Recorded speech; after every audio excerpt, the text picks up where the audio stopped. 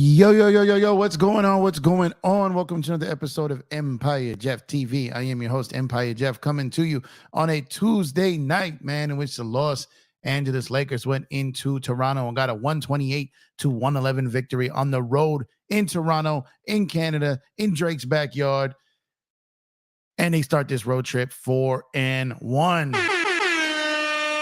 If they can get this win back-to-back tomorrow night, man, and come home on this road trip 5-1, that'd be an impressive roadie. They could have gone 6-0 on this trip, obviously, if they get that win tomorrow.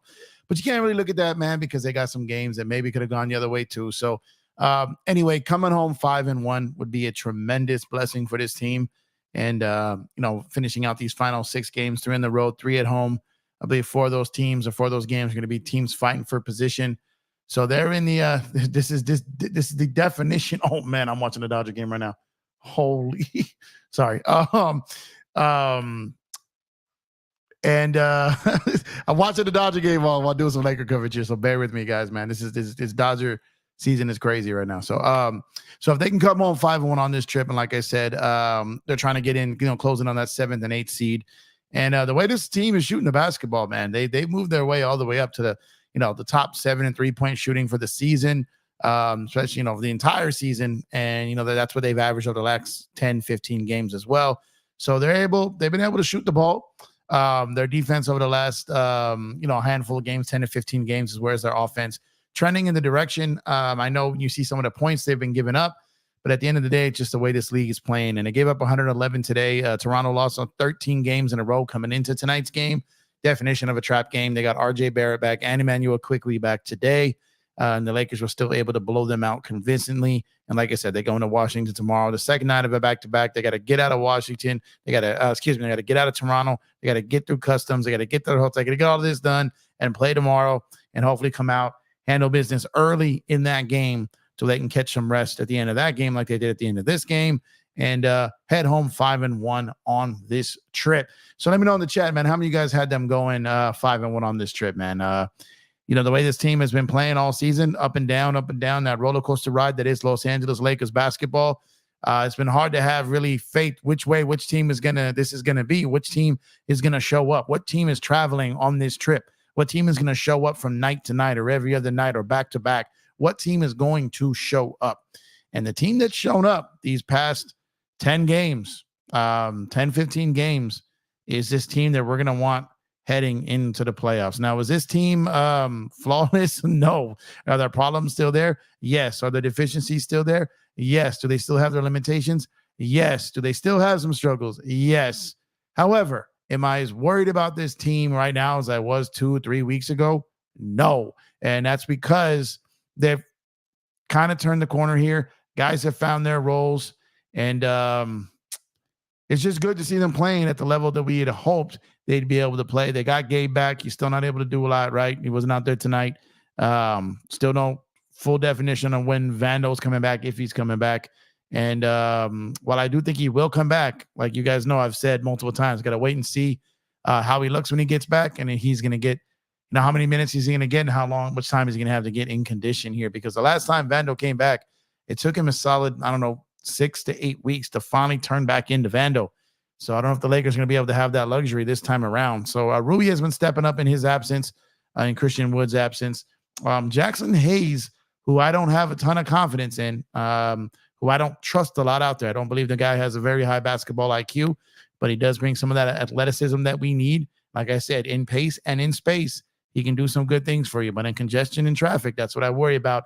And in the playoffs, when things slow down, that's what you got to worry about with Jackson Hayes. But he's filled his role. He's doing the best he can out there. Every man seems to be settled into their role. Expectations seem to be met. Guys seem to be playing their proper positions. They still got to figure out the Spencer Dinwiddie thing. I think there's still time for them to kind of start to figure that out. But that guy's going to definitely need to play the backup point guard role to really affect that second unit. So a lot of things that the Lakers are doing that are trending in the right direction. I'm sorry, guys. I've been covering the Dodgers and the Lakers, and it's getting cross coverage here. So watching the Dodger game while I'm talking to you guys about the Lakers here. So it's been a good road trip, good roadie, man. And D'Lo today, man, 7 of 14 from 3 overall, 25 points. And then, like I said on the last stream, when D'Lo hoops like that, when he's hitting shots like that, the Lakers are tough to beat. So when you got 3 guys scoring 20, So you got D'Lo shooting, getting 25, a 9 and 17 shooting, 7 and 14 from three. He was a plus 23 with 7 assists out there, right? Then you had Anthony Davis, 21 points on 10 and 20 shooting, 0 4 from three. His 3-point attempts are going up a little bit more. 12 rebounds out there. And he did have 5 turnovers today. That's not ideal. And no blocks for AD. 23 points there for LeBron James, 10 to 12 shooting, 1 and 1 from three, 4 rebounds, 9 assists, and just overall solid game out there, plus 13 for him. But the Lakers continue to, they got to figure out their bench if they're going to really, make any type of run like they did in last year's playoffs. Now, I know that, Max Christie went out there and played well tonight, 5 of 10 shooting, 2 of 4 from three. I thought he had 7 rebounds. I thought he had some good possessions out there. There was a sequence where he kind of deflected the ball defensively, got the ball back, made a move, had some explosion, got to the rim with the 2-handed finish there. Max Christie is a guy that I think if you give him minutes and opportunity, I think he can help you. I don't think he'll hurt you. I'd really like to see him get whatever Darvin Ham dreams of giving Cam Reddish minutes to. I'd much, much rather those go to Max Christie right now. I believe he's a guy that's going to be with you for the future. So you probably want to let him play out these minutes. And I believe he's just a better fit out there on the floor with those guys. So Dinwiddie shooting is getting, it's as far as his making is getting there. His percentage is not where we'd love it, but he will stop and drop and pull it. He will not hesitate. He will fire. And worst kind of worst, at least the defense knows they got to check that. So I like Spence. I think Spence is a solid player. Like you guys know, I've been watching Spence play since he was in middle school.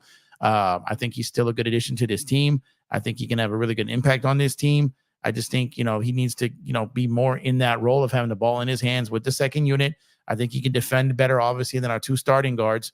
So he's going to have a role. He's going to have some minutes out there. So really, really good game today. Blew him out on the heels of that Brooklyn game. Like I said, LeBron went dummy. Excellent back-to-back wins here after that loss in Indy. They have now won, 7 of 8 now. So, and like I said, the last 15 games or so, this looks like a completely different basketball team. Started to get Gay back. Like I said, hopefully we can get Vando back soon. And hopefully the Lakers can end this season on a high note, a little healthier, playing better, guys happier, and see where that takes us into the postseason. So thank you guys for pulling up. I appreciate you, man.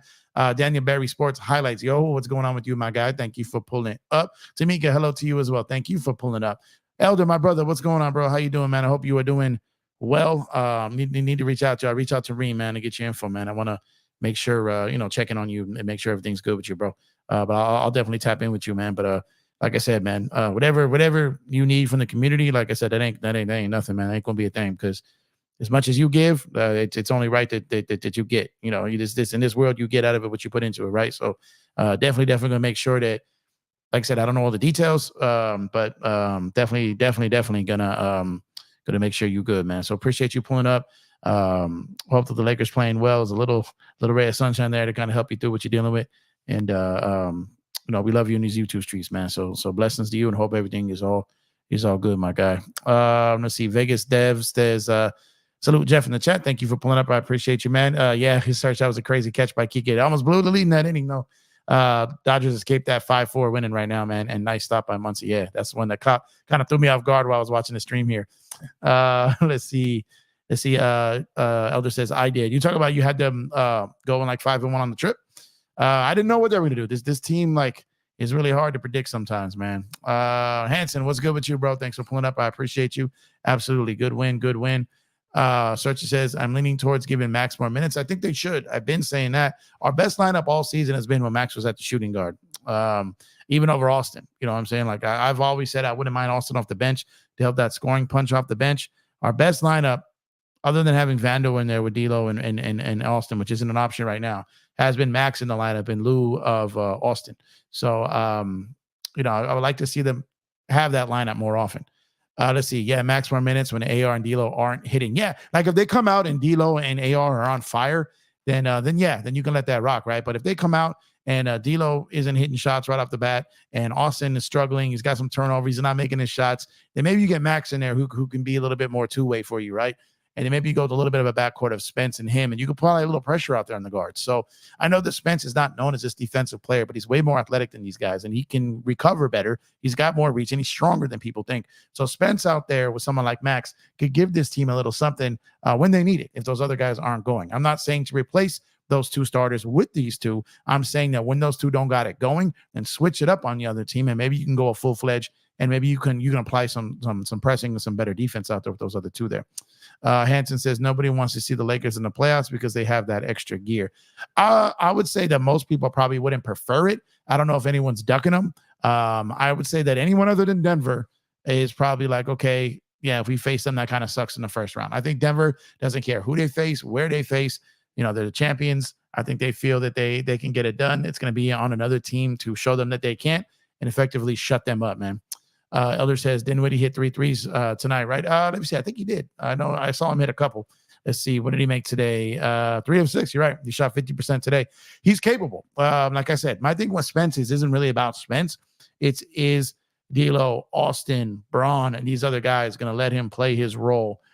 What they brought him in here to do. There you go. Outman with an opposite field single there, man. So that's what my biggest concern with Dinwiddie is not necessarily Dinwiddie. My same concern with Dinwiddie was my same concern with D'Lo early in the season, was were they going to let him play the point guard? Were they going to let him have a high usage rate? Were they going to let him get to his spot in his comfort zone and get his touches? Or were they going to put him off in the corner and make him play catch and shoot?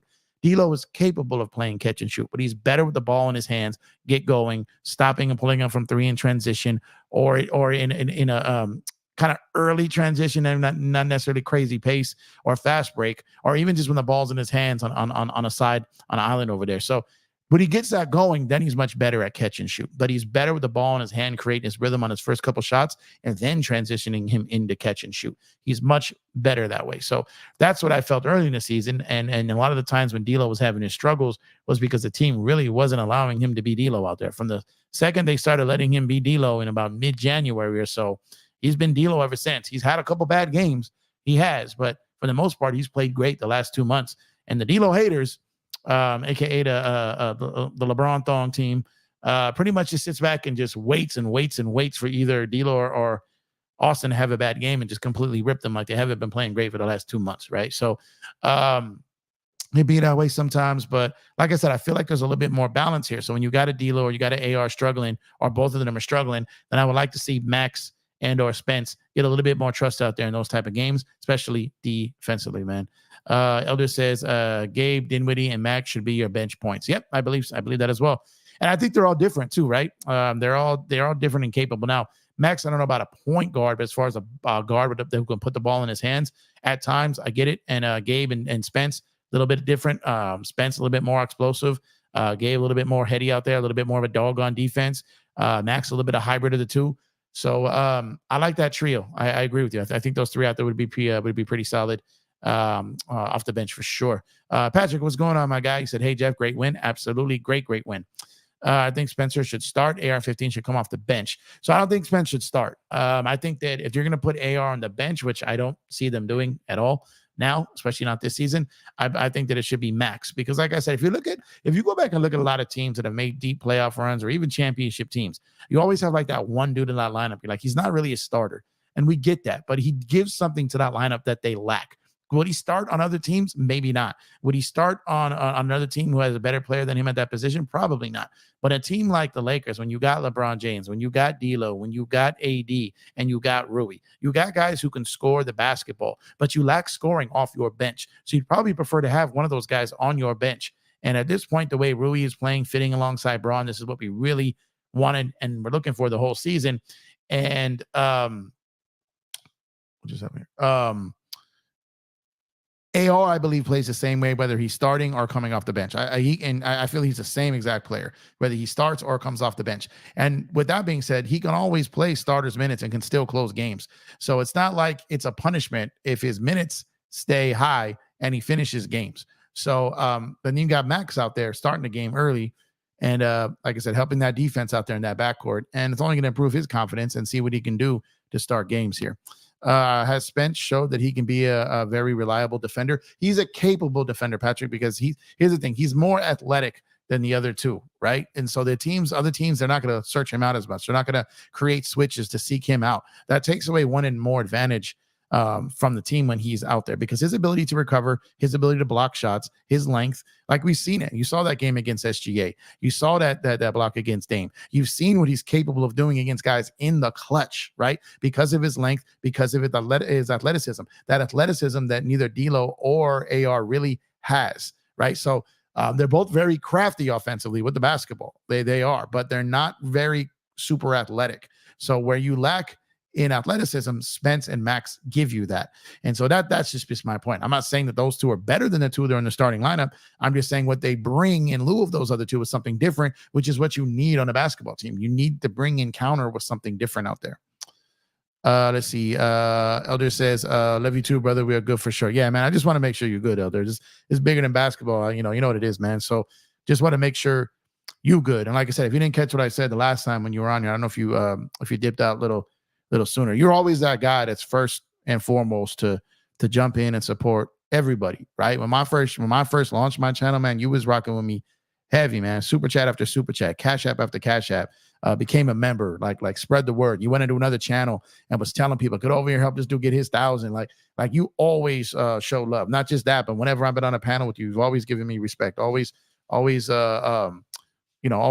supported me out the gate, out the jump. Helped me get confidence in these YouTube streams, having someone like you have trust and support in me. So that was major, and that does not go unnoticed by me or anyone else. So also, man, I've seen where Kareem has had guys come up, pulls up, tells her story, and he's doing like putting that person's Cash App on the screen. The person's goal is to get like $300 for the entire stream, and I've seen you pull up and drop the whole bag on them yourself. You know what I mean? So it's like that type of stuff, and you don't do it for any credit, you don't do it for any hype, you don't do it for any clout. You just do it because that's in your heart, and that's what I'm saying. That's why it has to be given back to you and paid forward.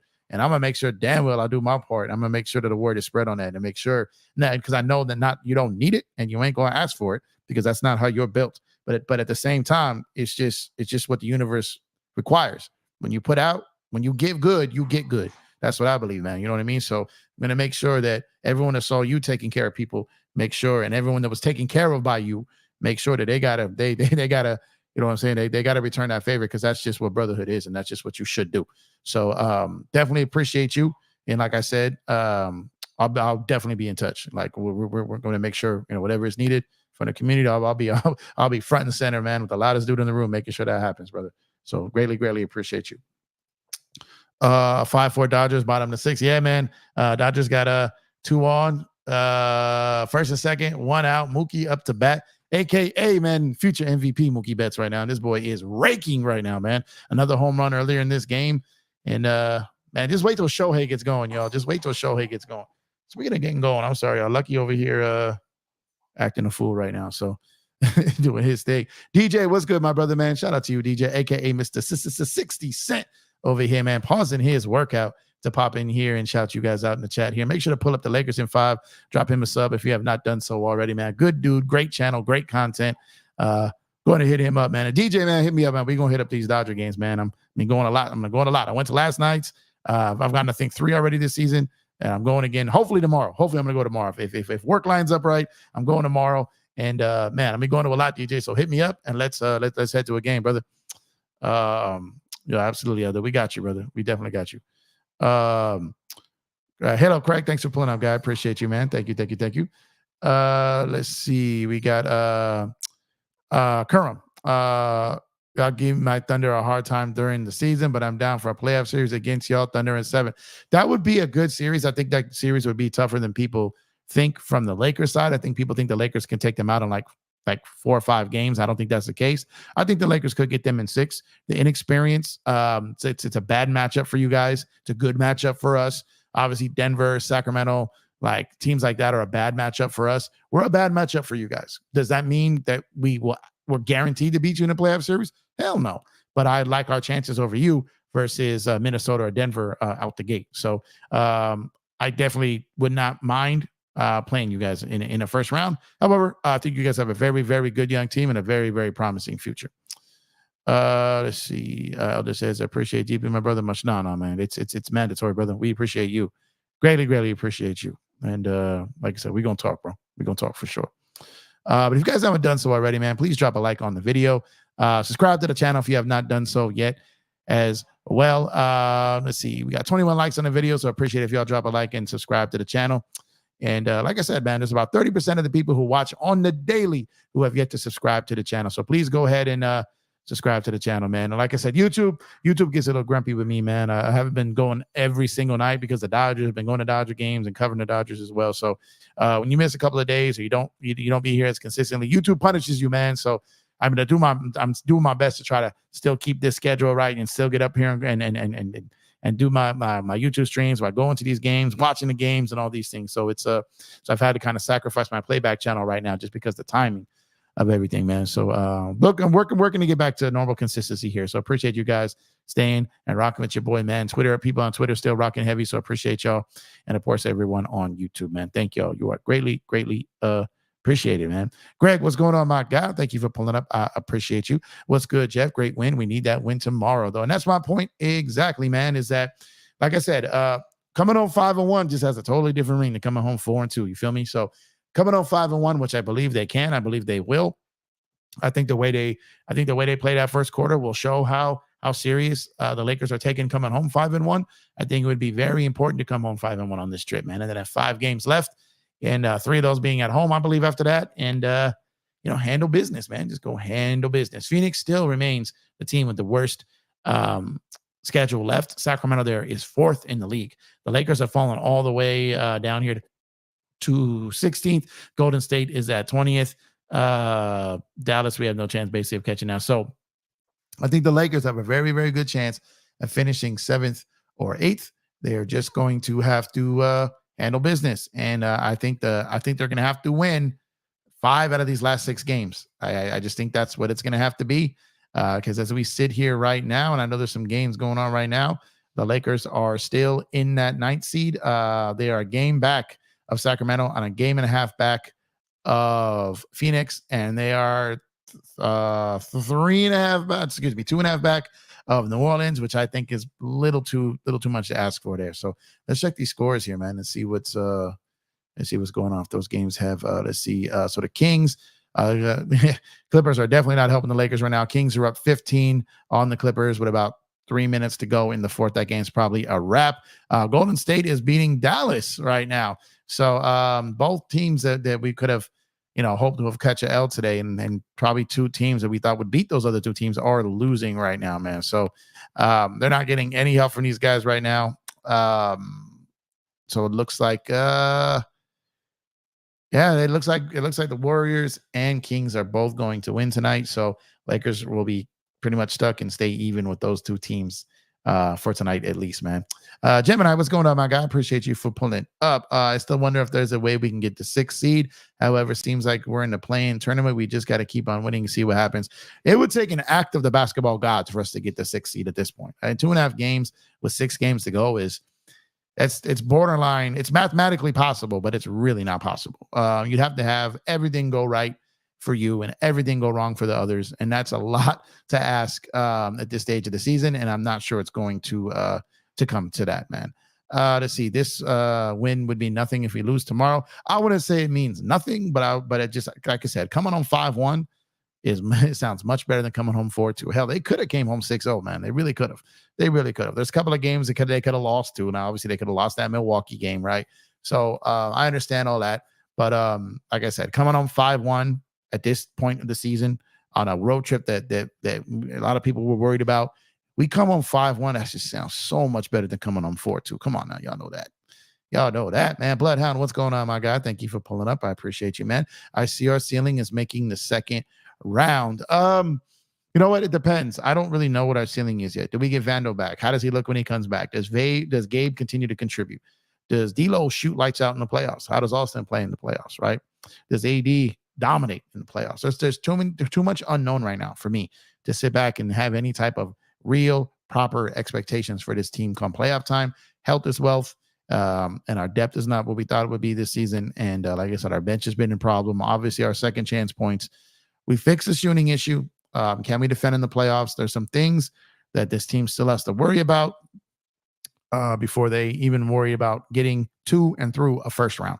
So if they can, I believe they get through that first round and they figure some things out, they can go on a run like last season. But do they have does this roster, like, do they have capability of being a contender? I'm still not willing to go there yet. I'm still not willing to go there yet. Warriors, yeah, it looks like they're about to get that win for sure. And yeah, the Flippers cannot beat the Kings. They just get out for some reason, man. What's going on, Mike? I salute to you, brother. Thank you for pulling up. I appreciate you. Eldrin says the Clippers sold. Well, the Clippers are playing something for right now too, man. They're kind of, they've got more heat on them than they thought they would for that seed that they're in. So the Clippers sitting here and they lose tonight, and they're going to, as at least it looks like it, right? So the Clippers then, slide to, and Dallas loses. So they stay 2 games up on Dallas. So the Clippers are holding on, barely holding on. This is a big loss for Dallas, man. They had a chance to potentially get within a game of the 4 seed. So now the Clippers and Mavs are basically, well, Pelicans are lurking, but right now those 2 teams are playing for home court in the first round against each other. So this is a bad loss for Dallas, and it's a bad loss for the Clippers. So 25 seconds left. Dallas has gotten to within 4. Still don't think that's happening. Clippers, Clippers are, the Clipper game is over. Dallas will have to take a little bit of a miracle here for it to happen. 4-point game with 25 seconds left. I'm not even sure who has the ball right now because I got the Dodger game on. I do not have the basketball game on right now. So we'll have to see how that one plays out here. Bloodhound says, watching the Warriors game now, was ditching the Dodgers for a bit. Maybe I'll swap over. This is Dodgers only have 1 right now, man. So I'm a little on edge real quick. So let's see. Let me switch it real quick. Let's see who's got the basketball in this Golden State game because it is important. Of course, I switch and it's a commercial, man. Of course, man. Come on, Jeffrey. JSJ, what's good, my guy? Thank you for pulling up. I appreciate you. There's a reason why we hate the Clippers. I don't really hate anybody, man. I really don't. I hate losing to them. I love beating them, but like I said, I don't. Oh man, that was a nasty pitch. Okay, Grove, I see you. I know Kawhi didn't play, but they don't got Malik Monk either, and I'm not gonna say that Malik Monk is as good of a player as Kawhi, but they're capable of going in there and beating the Kings without Kawhi, with them out having Malik Monk. So I understand that. Sit him down. There you go. Ring him. There we go. Man. Okay, Dodgers, let's get it. Let's see.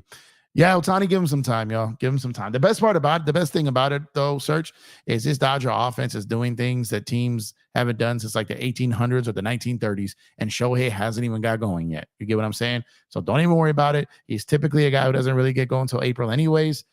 He's coming back from surgery and that whole situation with his best friend. Let the guy sort through it. I have zero concerns about Shohei Ohtani. Zero. I'm 100% confident in both him and Yamamoto without a shadow of a doubt. Gemini says, I'm curious, once Vando was cleared, will Ham put him back in the starting lineup or keep Hachimura in the starting lineup? I don't know, because it's going to depend on I think Vando's going to have to prove his what his conditioning is like, what his timing is like. Is he able to score the basketball like he was before he got hurt toward those last 10 games or so? It's gonna have to wait and see. I actually think that everything, I think the lineups of Darvin has been going. I think they found something with this starting lineup. Castleton's back now, so Giles is pretty much gonna, not gonna be anything, which he never really was, right? He was brought in basically to be Castleton's replacement until Castleton came back. And now that Castleton is back, I don't even think we'll see Giles.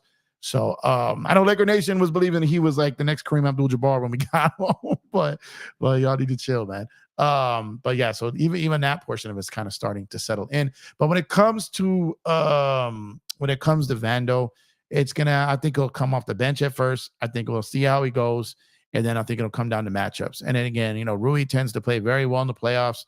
So we will see, how they play and how, at this point, I'm not even sure we're going to get Vando back before the end of the season. So at this point, you got to just ride it with Rui because he's been playing well once he's got consistent minutes, consistent touches. So, and getting consistent run with the starters. Micah said, if D'Lo flares again, I feel okay with Dinwiddie and Gabe if they catch a rhythm. Yeah, that's what I mean. That's what they really got Gabe for, was to apply that pressure and have a guy, who was able to play all the way up into the NBA Finals last year and get him in there in case D'Lo hits a rut, right? But I think this version of D'Lo, I think he's going to be okay for the simple fact, if he continues, if LeBron lets him play in his role and LeBron doesn't take over and dominate the basketball, and I'm not saying he's going to, but I'm saying if they let D'Lo be D'Lo, then I think you're going to see him play better. Now, he's not going to be able to get out there and lock up guys, and just Murray has his number. Murray dominates the whole league. It's not just D'Lo. but they've got to be able to help him, or he's got to be, compete a little bit more on him, and try to make him work a little bit more. And the best way to attack someone like Murray is to go at him offensively.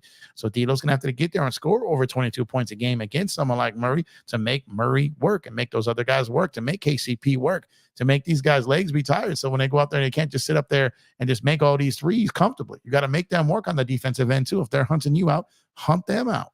And just make them work. Now, KCP is a very good defender, but it doesn't mean he doesn't use energy defending, right? Make him work, get him out there, get them involved. Elder says Clippers locked in at 4 or 5. Pels can definitely beat the Clips in the playoff if healthy. I think the Pels, did he beat that out? Oh, he did. Good job, Freddie. I think the Pels and Dallas could beat the Clippers. I think the Clippers are the lesser of, even though they're the higher seed of those other two teams. I think Dallas and Pelicans can beat the Clippers in a playoff series. I just absolutely believe that. Well, JSJ says, been a while. Yeah, man. I tell you, man, I've been wrapped up and going and watching these Dodger games, man. I'm locked in on this season, man. I think it's going to be historic. I'm excited. I'm hyped. And like I said, YouTube gets mad at me because when you disappear for a little bit, or take a night or two off, you kind of get punished in these YouTube streets, man. So I'm gonna do my best to keep it consistent here. I know I've been slacking on my Laker coverage because the Dodgers season just started, and I'm just like a kid on Christmas Eve up here, man. Patrick says, can the Warriors upset us in our home court in the play-in? Can they? Sure they can. Will they? I don't think so. But can they? Yeah. If you have one of those games where Steph has a game for the ages and just goes ballistic, goes dummy, then yeah, they could get you. They could get anyone in a one-game play-in series, man. You got first ballot Hall of Famers out there still playing at a high level in Steph Curry, man. You got Draymond out there mucking it up with AD in a one-game play-in, right? Clay, who knows if he goes berserk? Kaminga, like any of these guys go out there and give you that work in one game. Absolutely. Anyone can go in and beat anyone in a one-game play-in situation. Anyone. And that's what makes the play-in so dangerous, and that's what makes it so entertaining. That would be wild if the Clippers fall in the play-in tournament. I don't think they're going to fall past. They're not going to fall. They're in. Clippers will not be in a play-in. They're going to be 4, 5, or 6. So more than likely 4 or 5. More than likely still 4. But they're not going to slip to past 6, and I don't think they'll slip past 5. I still think they finish 4. But like I said, I think either the Pels or Dallas could get them in the first round for sure. D'Lo played very well in round 1 and D'Lo played very well in round 1 and 2 last playoffs. He's straight. He did. Yeah, that's it. That's what I was telling everybody. He played solid. It just, his matchup with Murray. And to be honest, he got benched in 2 of those games. So it's kind of really, like I said, everyone likes to blame D'Lo solely for that Denver loss, but there was a lot that went wrong. They were a better team. Lakers were gassed. The Lakers have been basically were playing playoff basketball since they started 2-10. They were the 13th seed most of the season, was able to get it up to the 7th. And like I said, just ran out of gas, man. Braun was gassed. AD was gassed. The whole team was gassed. And D'Lo's not a high energy guy anyways, right? So he played solid in round 1 and round 2. He didn't play great to start round 1, got benched. And like I said, for some reason, everyone wants to blame everything on the Western Conference Finals on D'Lo, and I don't totally understand that, man. Dante, what's good, my guy? Thank you for pulling up. Appreciate you, man. Shout out to Dante, man. He went to the Lakers and Nets game in BKNY, man, on Sunday, man. He was sending me some pictures, man. So appreciate you, bro, for sending that, and looks like you enjoyed the game out there, man. Thanks for pulling up. I appreciate you as always, man. Bloodhound says, I don't hate the Clippers. They're the Lakers' little brother. Yeah, so I don't got a lot of, like I told you, I don't have hate in life or sports. Like I said, I hate losing to teams, and I love beating the teams. But outside of that, like I said, I try to stay away from hate in every way, shape, or form. It's just not. Ooh, Muncie almost got belted in the face right there. Oh man. Searches, I hate the flipper. Hate is such a strong word, man. Tani needs to hit the opposite field or bunt to get out of a slump. I mean, he's not like he's batting like 130. He's still batting above 2. Well, no, maybe not now after the 0-3 game. But again, I'm not worried about Ohtani. Like I'm not. Like I said, coming off surgery, coming off the emotional of what's going on here. Well, Ohtani's gonna be fine, yo. Like that's one thing I am not worried about at all, man. Like not even coming close to being worried about it. We should give Vando a backup in the offseason. Get a Vando backup in the All-Star. What does that mean? Get a Vando backup. What do you mean? Let's see. Hate the Clippers for real. I don't hate them, man. I really dislike the stripper. Yeah, see, I dislike them. Like I don't, oh, they're like an annoyance and irritant, right?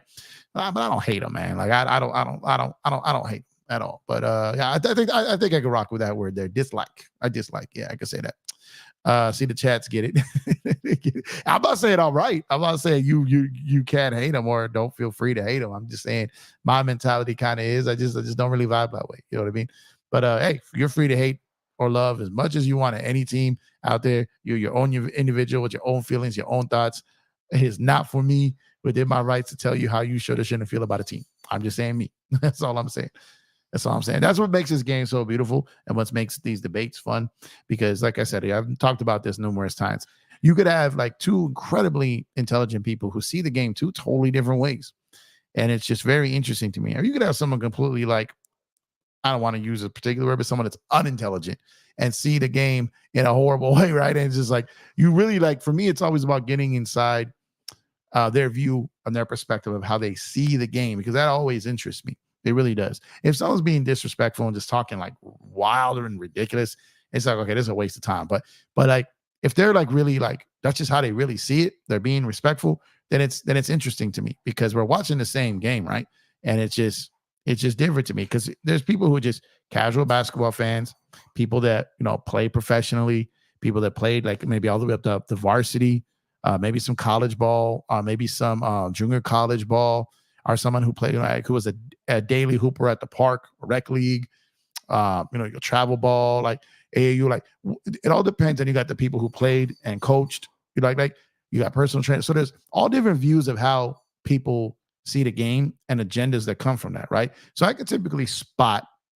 Normally, I could spot what type of viewer you are, right? By the type of game you prefer. So it's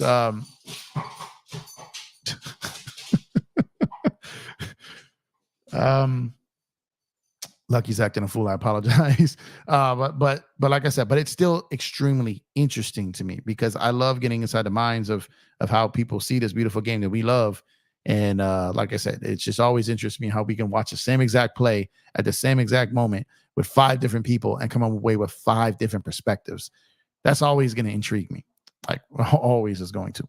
Vando off the bench. Yeah, I think at this point, yeah. At the start of the season, I preferred Vando starting, but he just has not been healthy all season. Oh man, they first and second, one out to Oscar at the plate. Let's get it, man. But I think I think at this point it's best just have him off the bench. His conditioning is really not gonna probably be what it needs to be when he gets back. It's gonna take him some time to work his way in. And like I said, it took him a good 6 weeks, maybe even 6 to 8 weeks for him to really get his conditioning, his timing, and his most importantly, his confidence up. And he was, oh my God, he was playing so great the last maybe 5 games.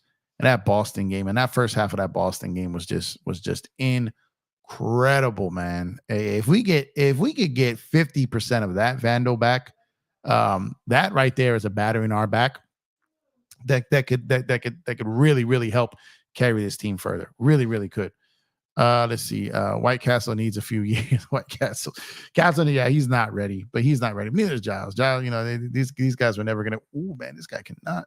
Man, those guys aren't. If you're counting on those guys making some type of impact, then you're in trouble, right? So they're out there to fill minutes. You get Castle. I like seeing Castleton, Maxwell Lewis, Max Lewis. Like these guys play the final like 6 minutes of a game. Oh man, run that out. No double.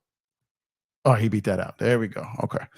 Runners on first and third, man. 2 outs, bottom of the 7th. Dodgers leaving 5-4 leading right now.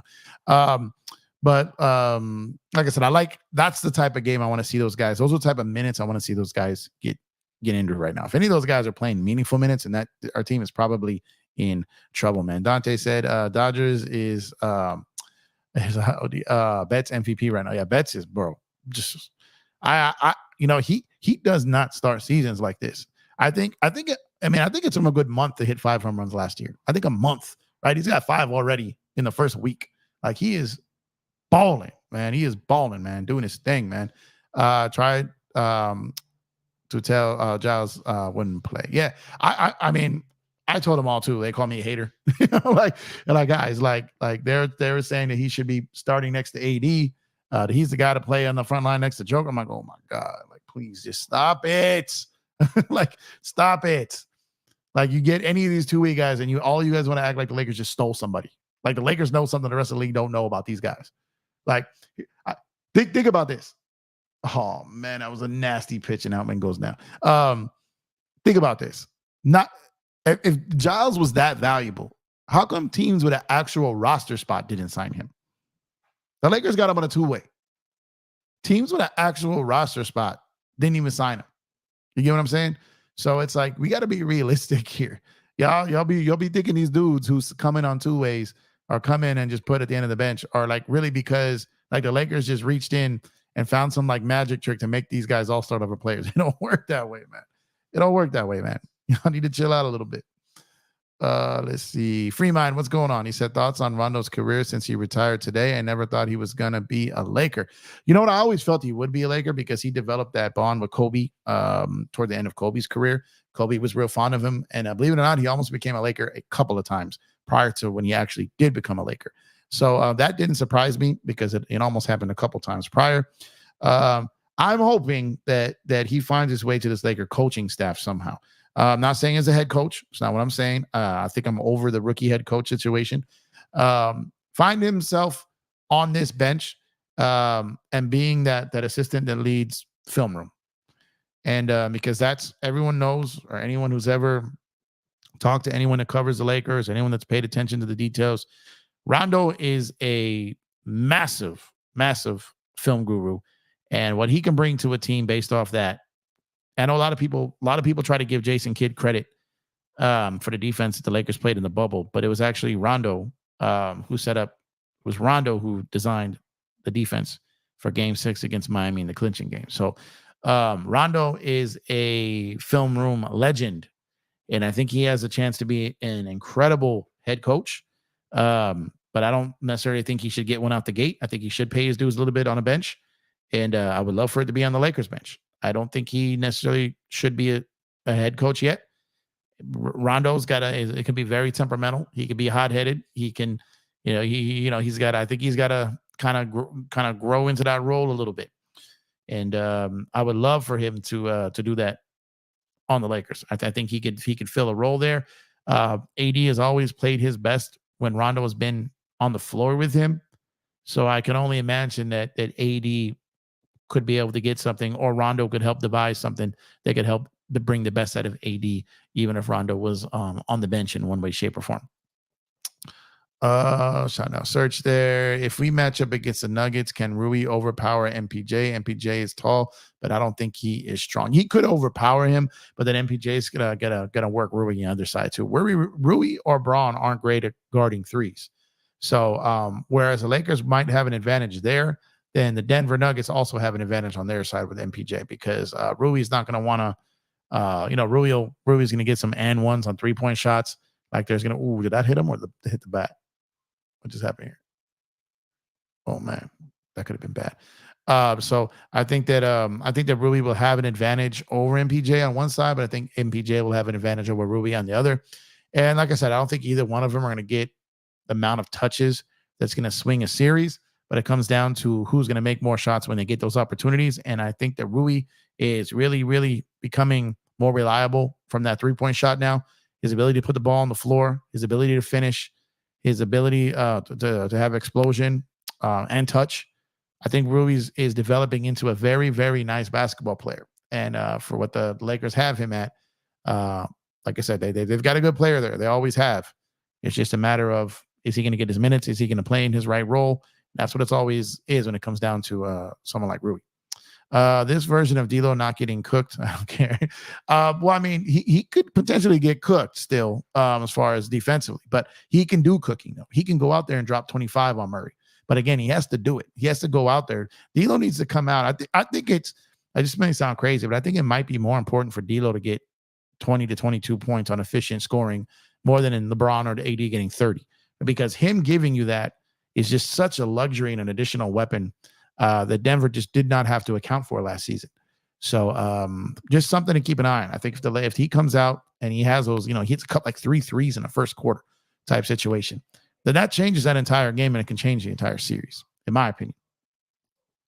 Yeah, man. Freeman and Mookie, man. Freeman, Mookie, Teoscar, Will Smith, all starting this season off so strong, man. So strong, man. How do you feel about the trade rumors? I'm not a Trey guy. I'm not a Trey Young guy. Um, just for the simple fact that he ain't gonna be guarding nobody either. No, that guy can be clutch. He can get big buckets. He's playoff tested, playing alongside the likes of Braun and AD. He's gonna get assists. LeBron's gonna be a year older, assuming he opts in and stays, which I believe will happen.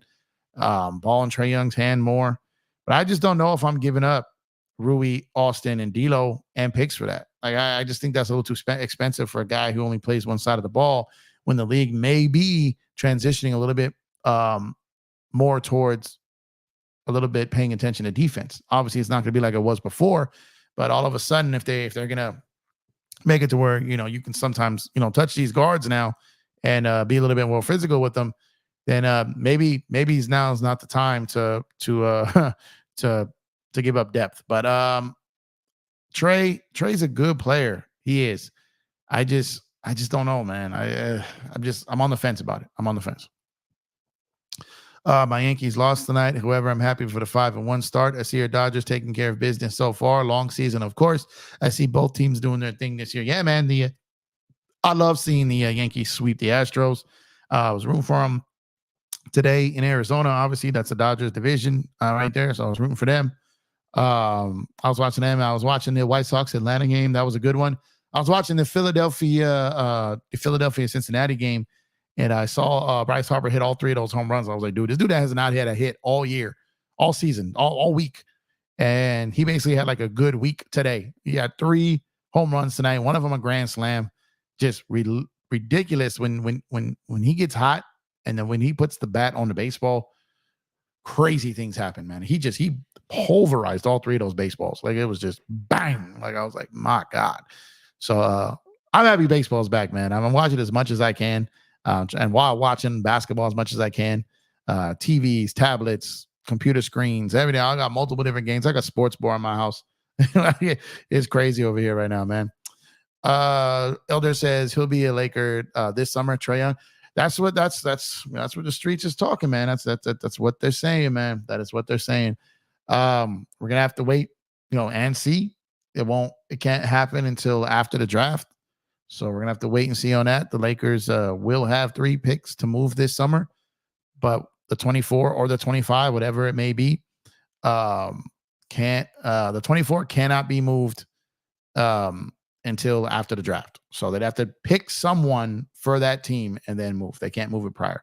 So it's going to be an interesting time, man. And if they give up all those picks and their depth for Trey, oh man, that fell. Okay, I don't know if I'm gonna be thrilled about that. Hate is a strong word, but basically Lakers are 50 Cent and Clippers are Ja Rule. It's never stopping. Yeah, those 2 hate each other for sure. Hey, again. Hey, everyone is free to hate and love whatever they want, right? I was just explaining my mentality, right? But I don't expect my mentality to be everyone's mentality, right? So like I said, I don't really thrive in hate. Like the word hate is tough for me, like to say. It's just not something I, like resonates in me too much. But at the end of the day, it to each his own. You know what I mean? I'm not the hate. I'm not the hate police. You know what I mean? Y'all free to hate who you want, love who you want. Like that's completely up to y'all. That I have no say, nor do I want any say in that.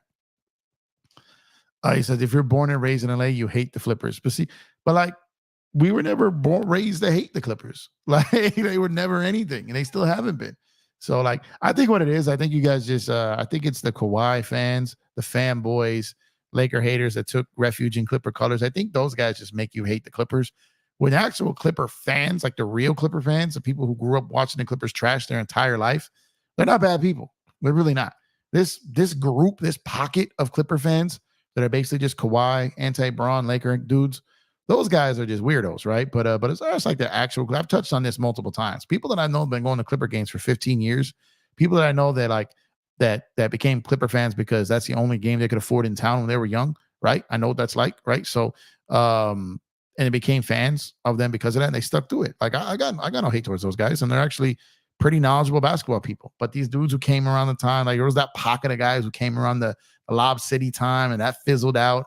And then when Camp Kawhi got here, when the Claw Camp got here, I was like, oh God, this is like different. This is different. This is like Braun fan-esque, right? And again, no shade to Braun fans. What I'm saying is guys who just aren't fans of a team, they're just following a player.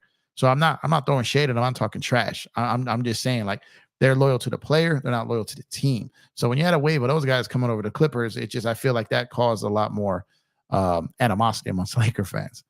Let's see. Search says Lucky getting busy back. Yeah, Lucky was on one, man. He one of his toys rolled into the studio here, and he just went ballistic trying to get it, and it just kept like, oh man, there we go. There we go. Oh, almost double play. Okay. Top of the eighth, man. Dodgers still leading 5-4. There is a runner on first. One out in the top of the eighth, man. So come on, Dodgers. Let's finish this up, man. I hate the Clippers. One of my Chargers fans. I don't hate me, please. Again, you root who you root for, man. It's all good. What is the latest on Wood and his injury? It's conflicting, man. I heard something yesterday that he wouldn't be back this season. And then I heard, okay, no, he's getting reevaluated in a few weeks. I don't know, man. And like I said, even if he comes back, what is he going to be? So you're going to have all these dudes coming back from pretty a significant setback, right, or injury. And expecting anything major out of him would be probably a little bit probably unrealistic, man, for all of them to hit like that. Laker Girl, what's going on? Thank you for pulling up. I appreciate you, man. Make sure to go over to check out Laker Girl's page over there, man. Subscribe to her, man. She's got a page over there as well, man. Appreciate you pulling up. Let's see. Should the Celtics retire Rondo's jersey? I think they should. I don't think they win 2008, which is the only championship they've had since the 80s, if it wasn't for Rondo. Like KG and his defense, Paul Pierce and his doo-doo stain, all that in the third in the wheelchair. But Rondo low-key was one of the best players in that series in 2008. So they don't get that chip without him. He also was part of a team that went to a second championship. Didn't win it, obviously, 2010. Shout out to the Lakers. But I think they should.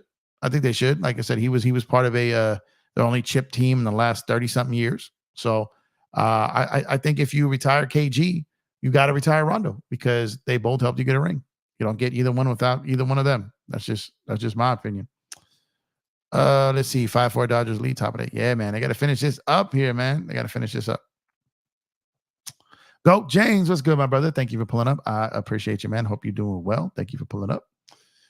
Trying to catch up to all of these here, man. Trying to catch up to all of these. I think, okay, everybody talking to each other. I think I got some room here. There we go. Jeff, how do you feel about only having one conference in the NBA? I think the conference imbalance is deteriorating the competitive product. Well, there's give and take and there's pros to con. If you make it one conference and you let like only a certain amount get in, you're gonna have just a completely back-ended trash part of it, right? Or let's say that you saying to like kind of shrinking the playoff tree, the playoff format, or whatever it is, because no matter really how you do it, then you're just gonna have the top teams beat up on all the bad teams, and you're still gonna.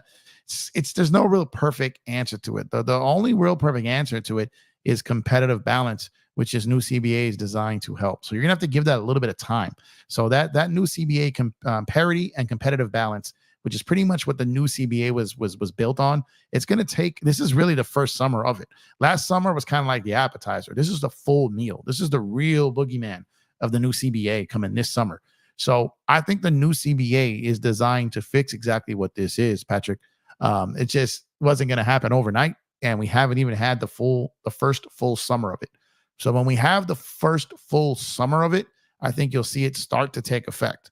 But it's going to take a little bit of time for that to happen, and that'll start July 1st this year. But give it a couple of years, and I think you will see a lot of that starting to pan out. You got a team like Orlando who's been playing well. They got like $60 million in cap space. They're a wild card this offseason, right? You got teams like OKC that's going to be climbing up. You got a team like Memphis who's going to be back in there. You got a team like Houston that's climbing up. You got a team like Utah who's going to be better. You got all these teams who are missing the playoffs. Good pitch. Who are missing the playoffs this year? Who are going to be in the lottery, but aren't that far away from being able to beat a team in the first round of the playoffs. So I think that it's already gearing towards that way, Patrick. I think it's just going to take a little bit more time. Now the conferences, as far as the Eastern Conference being less than the West. That's just kind of what it is and what it has been, man. And I don't know, what you can really do to fix that. You don't want to punish the West just because the East can't get it together either, right? So I think it'll be all right with this new CBA. I really do. Jeff is leaning towards the dark side. How about leaning towards the dark side? What's going on here? What do you mean? What do you mean? Satchel, what's going on, my guy? Salute my guy, Jeff. You're on the positive, just the way we Laker fans like it. Respect, bro. Yeah, man. For me, the glass is always half full. You feel me? That's just how it is with me. The glass is always half full. So even in times when my team frustrates me, they drive me nuts, which these Los Angeles Lakers, I told you, I have got trust issues with this team. I still do. But I still love this team. I told you, when it comes to the Lakers, I feel like someone in a battered relationship. I feel like they just beat my ass. You know what I mean? But I keep coming back. You know what I mean? Like I'm in a toxic relationship with the Los Angeles Lakers this season. But that's my team. That's my team. I bleed purple and gold. So, but all I ask is, let me speak what I feel, what my opinion and my views of this team are, and you guys speak yours, and we're good. That's it, right? Yeah, I'm not as hard as on Darvin Ham as you guys are, but you guys being as hard on him is your prerogative. It's completely up to you. But what I'm saying is, I think that a lot of things that were hurting this team outside of what Darvin does has been starting to come together. And I give the players credit for that, because I had said all season these players need to be held accountable. I feel like Darvin has improved in a lot of areas. I think he's doing things a lot better. I think you can see it on the floor. I think you can see it within the players. I think you can see it within the huddle. I think you can see it within the press conferences. I think you can see it during warmups. I think you can see it during timeouts. I think you can see it during pre-throws. I think you can see it during review calls. You can see all of this. When you pay attention to the game within the game, you can see a difference when the team is a little bit more connected than they were before. Now, are they 100% connected? Is there true harmony there? Not necessarily. There may be still a little bit of distrust and some PTSD there where the season went, right? But you can definitely look at this Laker team and see way more togetherness and way more trust and way more brotherhood than you did early in the season. And that's all of them. That's all of them. That's the players. That's Darvin Ham. That's everybody, right? And at the end of the day, I'm never going to sit up here and root for my team to do bad just so Darvin gets fired. I'm not rooting for my team to lose. I'm not. I want my team to do better. I want Darvin to do well because that means my team is doing well. I've told you guys this numerous times. And that's just how I've been. So I'm going to always be positive. I'm going to always see here because I saw where the Lakers came from last year and what happened, what they battled back from. Now, this team, I'm a little bit more concerned over than last year's team because I knew once we got past the trade deadline that this team had what it took and was better. This year, they just cannot stay healthy. They just cannot stay healthy. And sometimes it feels like mentally as well. But mentally and physically, this team has just gone through it this year. And they're going to have to try to put it together and figure this out on the fly with not a lot of time left. So it remains to be seen whether they can do that or not. We're going to have to wait and see on that. Satchel says, yo, search. Okay. Dante says, Def the Lob City and Kawhi, Uncle Dennis. Yeah, man. So it's that Clipper thing is a whole different thing, man. I remember $5 Clipper tickets back in the day at the Sports Arena. I still only went once. Yeah, but there's a lot of people who saw basketball and learned basketball the first time that way. That was the only way to watch live basketball, right? I'm not gonna lie. I went to those games. I went to those games with my school. I went to those games with family members, with friends, families. You know what I mean? Like I said, you got $5 tickets, man. $10 tickets, $13 tickets. Like it was a no brainer. Oh, come on, man. There we go. Punch him out. There we go. Lakers Dodgers get out of a jam here. They head to the bottom of the 8th, 5-4 Dodgers, and finish them up here, man. Shut them down. Big baby. What's going on, my guy? Thank you for pulling up. I appreciate you. Hope you're doing well, bro. Good to see you. Let's see. I will never go to a Clippers game. I have my principles. Now, see, that's where I disagree too. Like, if I'll go to a Clipper game to go watch another star play. I'll go watch another team play because some of those Laker games are like $250, $180, where I can go and pay $39 and sit in the 200s, or pay for $60 and sit in the 100s, and I can go watch a Kevin Durant. I could go watch a Wemby. I could go watch an SGA. I can go watch the Knicks. I can go watch a lot of these guys play and see them more often than I can to go watch them at Laker games, because Laker games is just an arm and a leg and partial other body parts to go see this team play. So I have no problem going to a Clipper game to watch other teams play and see these future Hall of Famers play in person, which is a passion of mine. I'm not going there to support the Clippers. I'm going there to watch NBA basketball. And I got no problem admitting that, because like I said, I'm not going to watch the Clippers. I'm going to watch these other future Hall of Famers up close in person. I still love doing that. And I can't go to all the Laker games to see them play because those joints cost too damn much. So, like I said, I got no problem going to a Clipper game to go see these other teams and see these other legends play. I still love to do that, and I'll go in there and boo, rooting against the Clippers the whole time. So I definitely would go. Let's see. If you down with the Lakers, let me get a yeet. He said. He said, "Once a yeet." Lakers would have won in 2008 if Bynum was healthy. Bynum and Ariza, if they were healthy in 2008, I absolutely believe we definitely probably would have won that. KG got hurt in 2009. They got a beef there. And then the one that I feel they have no beef is Thirsty Park got hurt in 2010. And Thirsty Park was not swinging a championship, right? So, so 2008, 2009, I'm okay with it because, like I said, KG got hurt in 2009. He was out. And Bynum and Ariza were hurt in 2008. They kind of cancel each other out there. So I'm all right with it, man. I'm all right with it. All you got to do is doing yeet all over the chat here. Come on. Oh, man. Andrew, what's going on, man? Appreciate you pulling up. Thank you. You're killing me out here. Jackson Hayes, East Bay Funk Dunk. Man, that was nuts when he did that live in game, man. I thought he died early in the game, man. When he did that fall, I was like, check this out. I was the first half. I was in the car, so I was listening to it on the radio. I got home and I sped through it. I caught up. And so I saw the play on both TV. But when I heard it on the radio, when I told you it boom, like you heard it, it was bad. And then they're on the radio, like, is he awake? I remember on the radio, they thought he was unconscious because he didn't move. And I couldn't see it because I was in traffic. So I was just listening to it. And I was like, oh, man, what happened? But then they said he got up and walked to the free throw line. But then I went back and watched it. I was like, oh, man, that fall was nasty. That even scared the team. Like, that was crazy, man. Yeah, good job, fellas, man. Got to get here, man. We got 3 more outs to get here, man. Let's go, Dodgers. Absolutely, man. Middle of the 8, man. I would love an insurance run here, man. Love an insurance run here. 3-1 pitch here coming to Gavin Lux. There you go. Good eye there, Gavin Lux. Go ahead and walk to first base, sir. Leadoff runner aboard via walk. And let's go. Here comes Kike Hernandez. Let's get up here, Kike, man. Banana man. Let's go.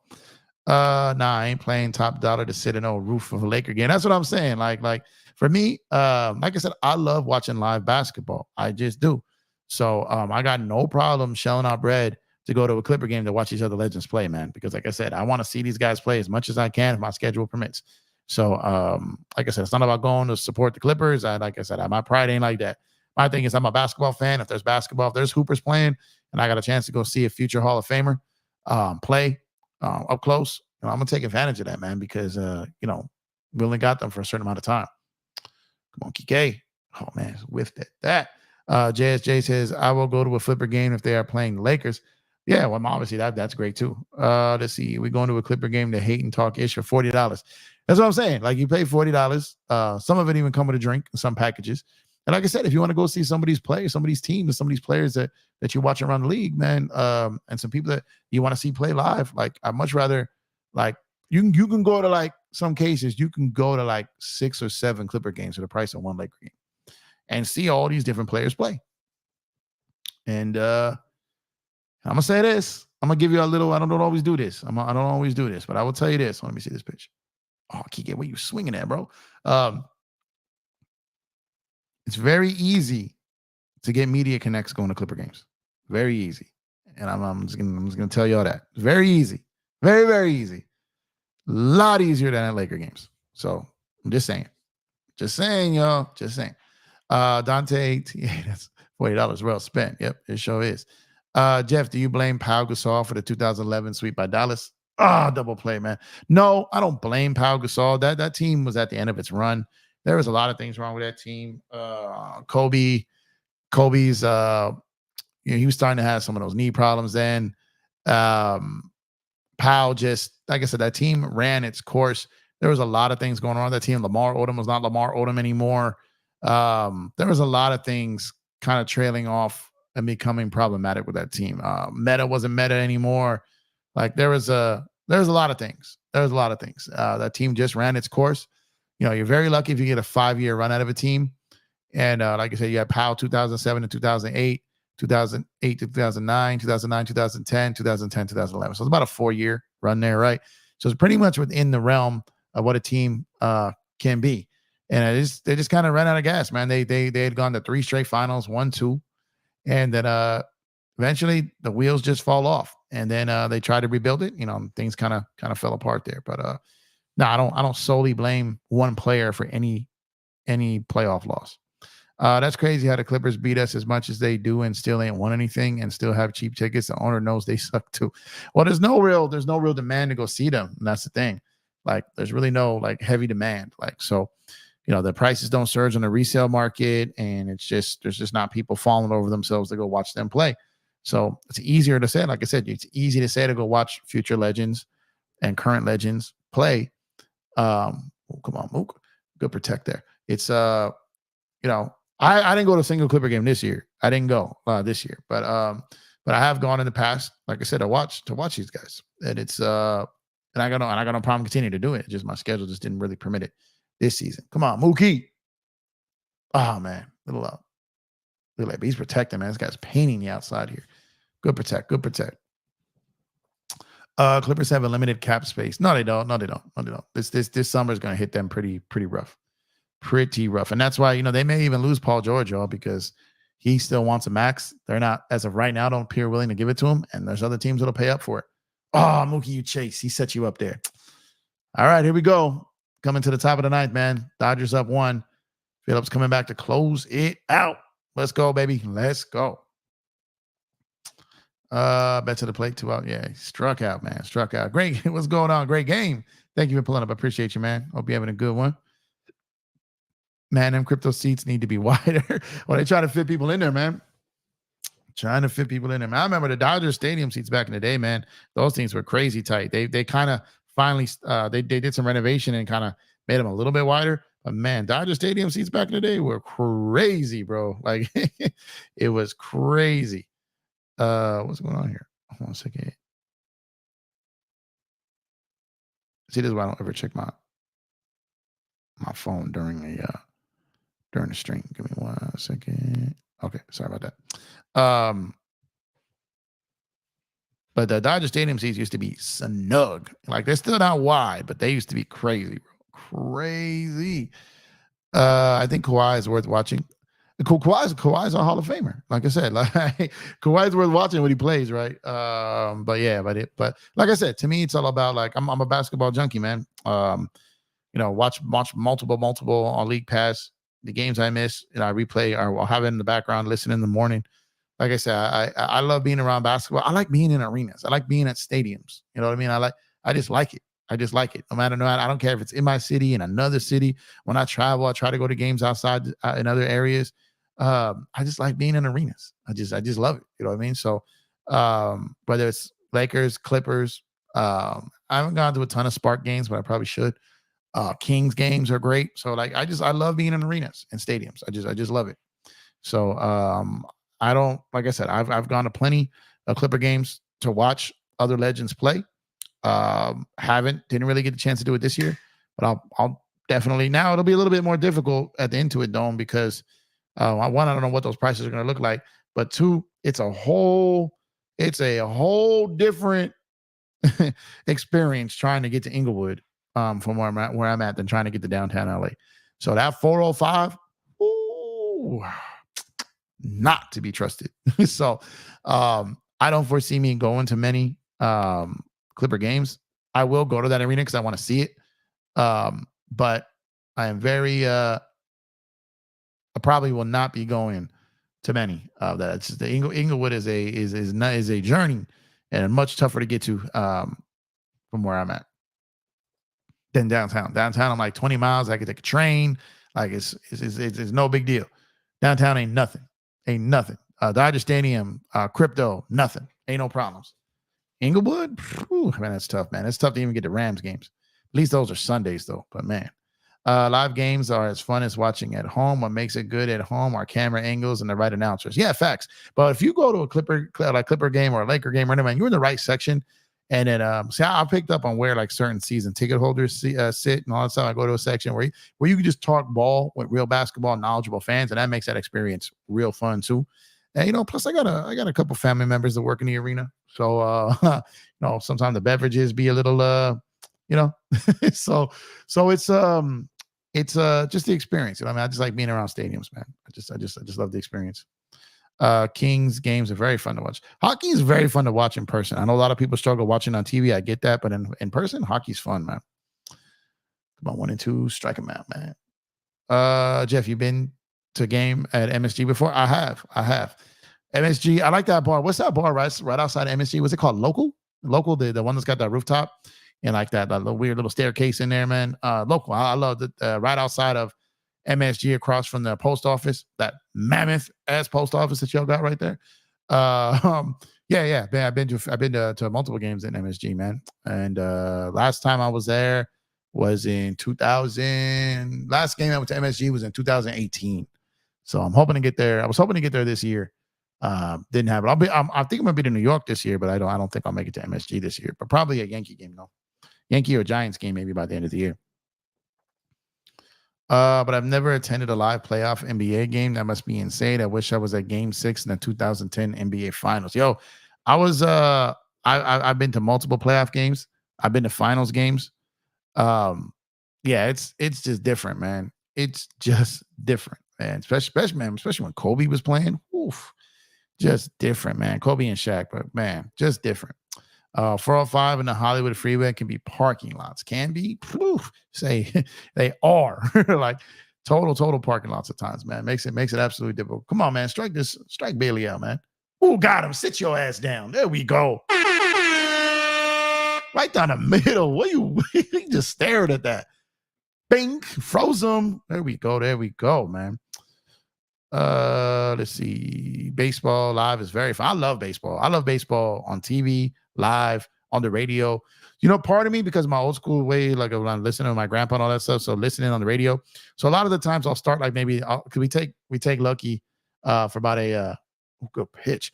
I take Lucky for like a 3-mile walk/run, right? And I did that right at the end of the Laker game. And then a little after the end of the Laker game, and I listened to like the first like 2 or 3 innings while walking Lucky. So I love listening to baseball games on the radio. It takes me back to my childhood. And pop up. There we go, Muncie. Come on. There we go. 2 down, baby. 2 down.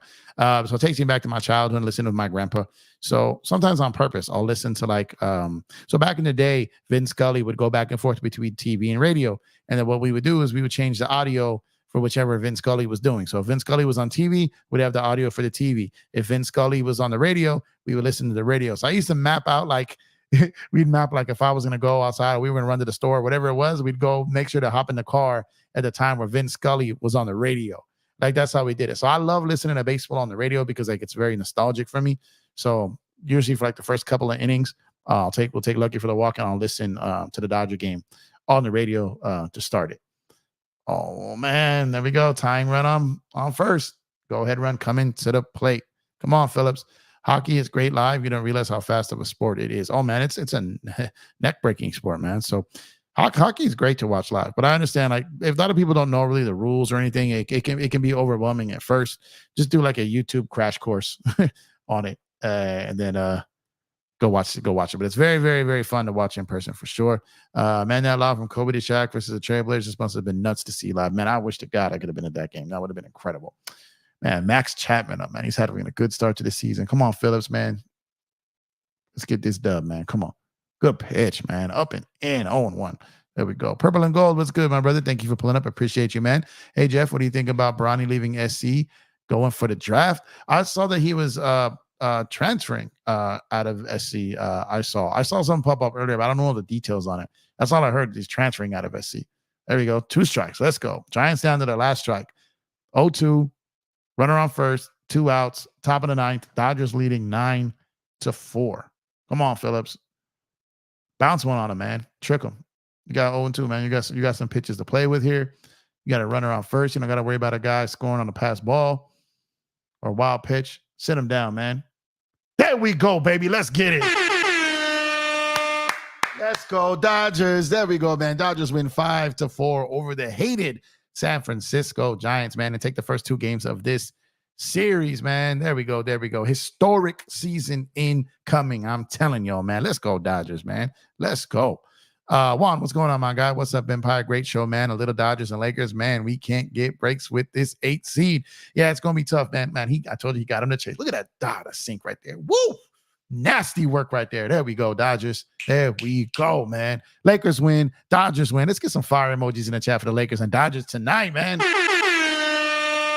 Let's go, man. Man. What a time to be a Los Angeles sports fan right now. If you're a Los Angeles baseball fan, man, this is going to be an incredible series, man.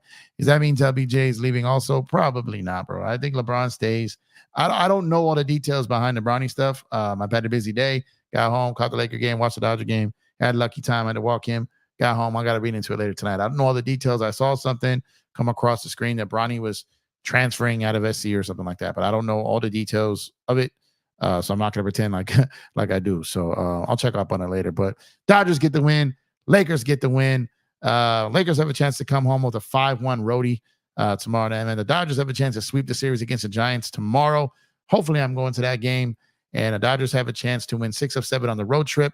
They now go to 6-2 on the season, if my math is right. And man, they could easily be 8-0, man. But it's all right. They're still figuring some things out, man. Mookie's playing in an MVP pace. Freddie's playing phenomenal. Teoscar Hernandez is having a great start to this season. Once Shohei gets going, man, it's going to be a wrap. The Dodgers starting pitching has been incredible. Bullpen is a little bit, but they're getting there. Going to get some guys back, and the defense they've got to figure out as well. But I trust in the front office that the Dodgers are going to get that right. And now for the Lakers, it's all about getting healthy. It's about continuing that confidence, continuing that continuity, getting guys back, and finishing off this season strong in these final 6 games, man. Rose said the fireworks have started for the Dodgers here in Gardena. Yeah, that happens over for me over here, too. I heard some fireworks pop off already, man, at the end of every Dodger game, man. Bronny's son might transfer to Penn State. Bronny's son. Dodger hepatitis. See you later. What's going on, my guy? Thank you for pulling up. I appreciate y'all. But on that note, guys, I'm going to go ahead and I'm going to shut it down for the night. I want to thank y'all for tuning in. I want to thank y'all for spending your time with us tonight, man. You can be anywhere in the world, but you're here with me. I appreciate that. So thank y'all for tuning in. Lakers get that great win tonight, man. They go to 4-1 on the 6-game roadie. Have a chance to come home 5-1 off a back-to-back tomorrow night in Washington, D.C. Potentially a trap game, man, but I think this team, I'm almost to a point where I want to say I'm trusting them a little bit, but I'm hopeful that this team will recognize what it is tomorrow. Get out there, handle business early, put this game away early, get you guys a little bit more rest in that second half like you did tonight in that fourth quarter. Get them out there, handle business, head home 5-1 on this roadie, and just try to get after that 7th or 8th seed, man, and that whatever happens, happen. But appreciate y'all, man. Drop a like on the video if you have not done so already. Subscribe to the channel if you have not done so already. And just thank you guys for being such a great part of this community, man. I greatly appreciate you guys. And I will catch you guys some point tomorrow. I'm like 60-40 or 70-30 that I'm going to the game tomorrow. So that may throw off my coverage tomorrow. But I'll tap in with you guys one way or another. And I'll catch y'all tomorrow, man. Y'all stay safe. Enjoy the rest of your Tuesday. Have a safe Wednesday. And I will catch you guys on the next one, man. Appreciate y'all. Have a good one.